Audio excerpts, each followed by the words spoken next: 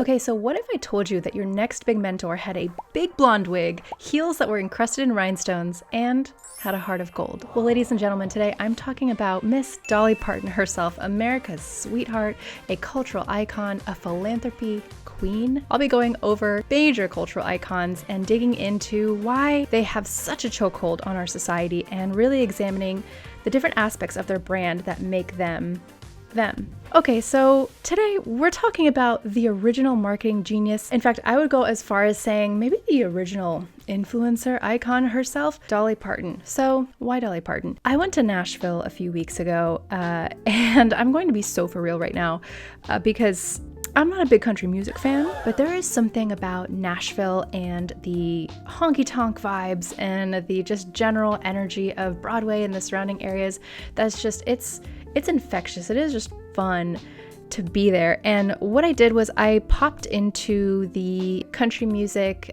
museum that's right there in downtown, and I saw two major influences kind of dominating the scene. Okay, I'm talking about Miss Dolly Parton, and I'm talking about Miss Taylor Swift. And now I fully believe that you can tell a lot about a place based on its gift shop. And let me tell you something about the Nashville Country Music Hall of Fame Museum gift shop. It is next level. Okay, whoever is in charge of their like product development or marketing seriously needs a raise, because like I wanted everything in there. And again, I'm not a country music fan, so this was huge. I saw so many Dolly Parton things. I saw books from Dolly. I saw, magnets. And then, of course, I saw this sweater. Let me tell you, I have never in my life been influenced so fast with this sweater. I don't have anything else really in this color. It's a cute color, but I don't own a lot of things in like pastel lilac purple. But there was something about the idea of walking around and carrying the essence of Dolly Parton where I was like, immediately yes. So of course I had to have it. So the way that she had so much influence and just presence in this city is something that I thought needed to be studied. So that's why we're making a video about it today. If there's one thing about the Dolly Parton brand is you never hear anyone saying a single bad thing about Dolly Parton. She is so unproblematic and just wonderful. And I was researching her and I found a ton of fascinating information. Okay, so just a little brief on Miss Dolly Parton. If you don't know a lot about her, then bless your heart, but don't worry, I got you. Here's a quick snapshot of just Dolly herself. She is the fourth child of 12. Okay, that's a lot. I'm seeing like a lot of emotional resilience there just right off the bat. She grew up in Tennessee and just very, very poor. She is an EGOT, which if you don't know what that is, it stands for Emmy, Grammy, Oscar, and Tony. And there are such a very select few of very elite, talented individuals who are a recipient of at least one of all four of these awards. So Dolly is one of them. She's written over 2,000 songs, 25 of which have reached the top on the Billboard country charts. She has 13 gold albums, which is more than Tina Turner and Hank Williams combined. And she has 4 platinum albums, which is more than Bob Marley, Stevie Ray Vaughan, and Emmylou Harris and Harry Belafonte combined. Okay, huge. So not only is she an extremely talented artist, I think that's obvious, but she is a philanthropy queen. Let me just walk you through this real quick. So she started the Dollywood Foundation, and she launched the organization in her home county of Sevier County in Tennessee with the goal of decreasing high school dropout rates. She started what was called the Buddy Program, where she gave $500 to every 7th and 8th grader who finished high school. And according to data from the organization, the initiative was so successful that the dropout rate declined from 35% to just 6%. Okay. Dolly is influencing future world leaders here. Huge. So the Dolly Parton Foundation has mailed books to over 850,000 kids in 5 countries every month up to the age of 5. And she was actually honored by the Library of Congress for sending 100 million books. So she's incredible.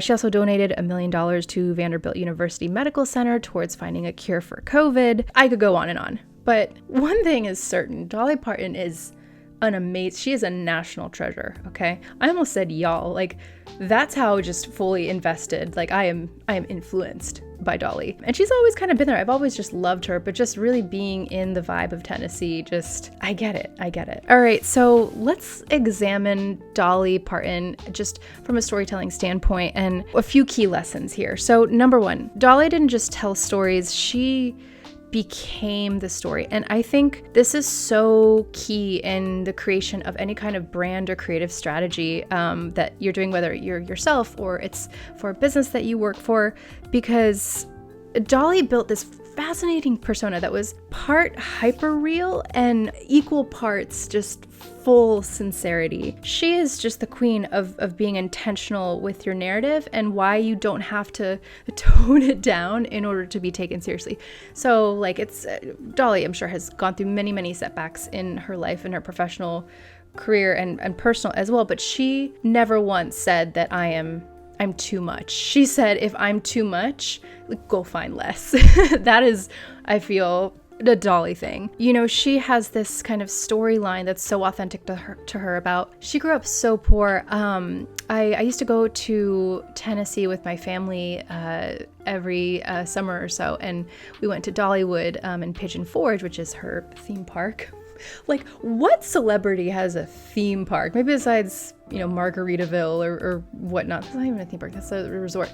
Dolly Parton has a theme park, Dollywood. Okay. The Hollywood of Tennessee. And they had this, I don't know if they still have it, but it was a replica of the actual house she grew up in.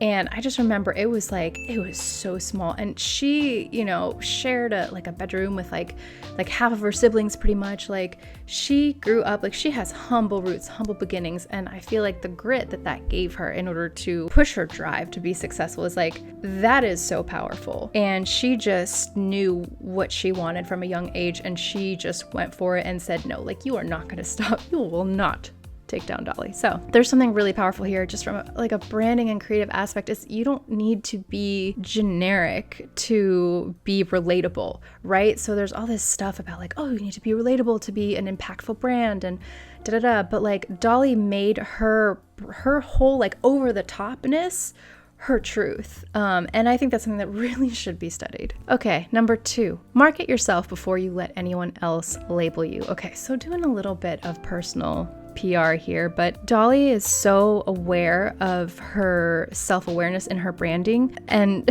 she has a famous quote. She says, I won't even do the accent. I'm not offended by all the dumb blonde jokes because I know I'm not dumb. I also know I'm not blonde. Okay? I couldn't help it. I had to go a little Dolly there. She leads with the joke of her own, she knows that she gets called a bimbo or a dumb blonde all the time, but she knows her truth. So she knows, she takes that narrative and she reclaims it. She says, okay, you're going to call me this, you're going to do this. Well, yeah, okay. I know this. I know my truth. Self-awareness just in marketing is so important. One, because it teaches you to read the room and pay attention and be aware of what people are saying about you. Because if you don't pay attention to what the people are saying about your brand or your story, then how can you possibly participate in that conversation in a meaningful way? And there is something so powerful about being able to laugh at yourself as an individual and as a brand. And Dolly has just mastered that. She's got it down to a science, you guys. Next, diversify like a boss. Dolly's intellectual property is so, I didn't even understand the breadth of all of her just products. And she has perfumes, she has books, she has journals, and I'm just looking at, this is from the gift store, but these are just things she has a line of apparel. She has diversified her product lines so much that she has a ton of income coming in from not just her record label sales or her rights to her music, but she just has extended her brand to literal products. She took being a businesswoman and added so much sparkle to it. One thing she did is she famously refused to sell the rights to her song, I Will Always Love You. And it's reported that she initially regretted that choice because I believe the Elvis's camp wanted the rights to remake that. But ultimately, in the long run, it protected the rights to her song and was responsible for making her millions of dollars. So if you talk about ownership and long-term thinking, like she wasn't just playing small. Like Dolly, one thing about Dolly, baby girl does not play small. So she was thinking so long-term ahead. Like she kind of saw her future and where she wanted to be and the impact that she wanted to have. And she knew that if she gave up the rights to this song that she could possibly miss out on, that she trusted her gut and her intuition and I don't know, maybe business managers and whoever was involved in that decision, but she trusted, and the results are, I mean, we can see them today. And then going back to just all of her different products, she is her brand, right? So everything is like varied. Like you think like on paper, having a theme park and then having a perfume and then having a children's book, like those are all like very different things. But Dolly kind of created that as an extension of her own brand. So it's not about necessarily doing more, right? It's about doing more of you. And so that's Dolly's brand. It's fun, it's real, and it cares. There's heart to it. Incredible. Okay, next lesson.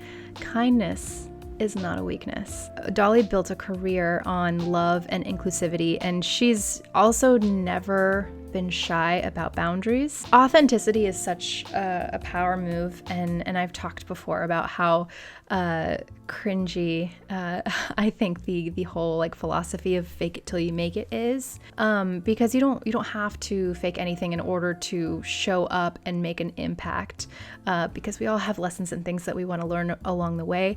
But Dolly has been so forthcoming in her kindness and her integrity and standing in that's something that brands and businesses and just creatives in general could really learn from, is that you don't have to pretend to be something you're not. Just show up as you are.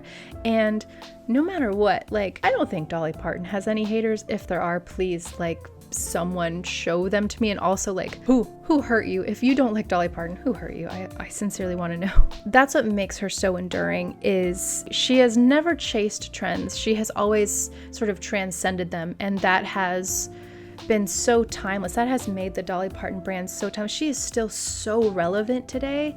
Like, I just saw her the other day. I was watching the documentary on the Dallas Cowboy cheerleaders, and Dolly was there. Then I saw her on she wasn't on the Kardashians, but her presence was there. They talked about her, and it was for like Khloe Kardashian's birthday or something. They had like a glam country theme, and it was very like Dolly coded. So Dolly Parton, she is, even if she's not physically there, Dolly is there. Like I feel she's in the room right now. I can feel it. So go Dolly. Okay, so I'm gonna leave you guys with just a few thoughts, and these are some of my favorite Dolly Parton quotes that just are so Dolly, and I feel like we all need to hear them today. So first this is just sweet, because Dolly Parton, despite her impact that she's had on the young community and just children in schools, she actually doesn't have any children of her own.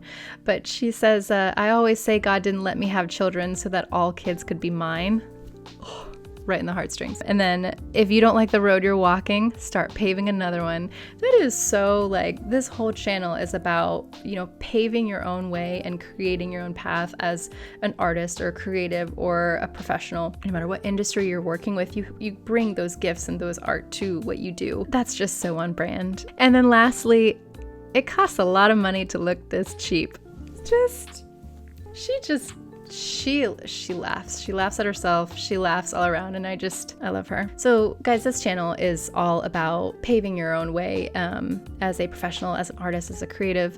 And my podcast, I release new episodes every Sunday talking about the messy side of ambition and working on different soft skills and fun storytelling narratives. So be sure to check that out. Tune in each week for new mini-sodes, I like to call them, where I'll go over cultural icons and the impact that they have had just on creativity and storytelling and marketing.